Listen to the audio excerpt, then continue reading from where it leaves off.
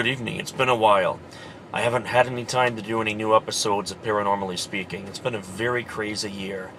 I have time constraints with my day job and also book promoting with Haunted Holidays, which has been very successful for me.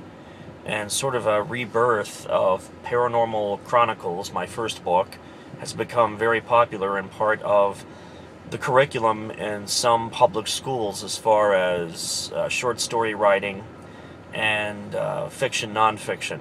They've had me come into different schools, libraries, and read excerpts from the book, discuss the process of story writing, describe and explain the process of character development, setting, the time period, so on and so forth of story writing.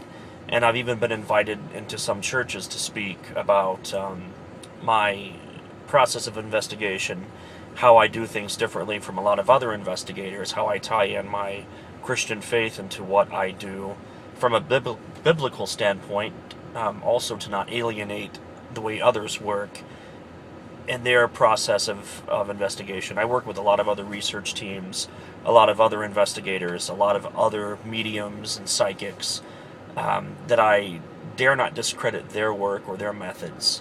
That is, of course, unless they're invoking demons and whatnot. That in itself I cannot touch with a 10-foot pole. Expect new episodes of Paranormally Speaking in 2014. It's currently December the 29th, 2013. We've come to the end of another year. So be expecting to hear me on upcoming web radio broadcasts. Also, I've been nominated for the 2014 Paranormal Awards. My book, Haunted Holidays, has been nominated again, as has my research in the areas that the research and investigation I do within the areas that I dive into. Currently working on a new book titled Haunted Beaufort, which is all about Beaufort, North Carolina. That is set to be released by this July. I'll have a massive tour and book signing set up throughout the state of North Carolina, predominantly in the Outer Banks, because Beaufort is an old colonial town that was founded over 300 years ago. In fact, it was once home to Blackbeard the Pirate. Two of the homes which he owned still stand to this day, and both of them are, of course, haunted.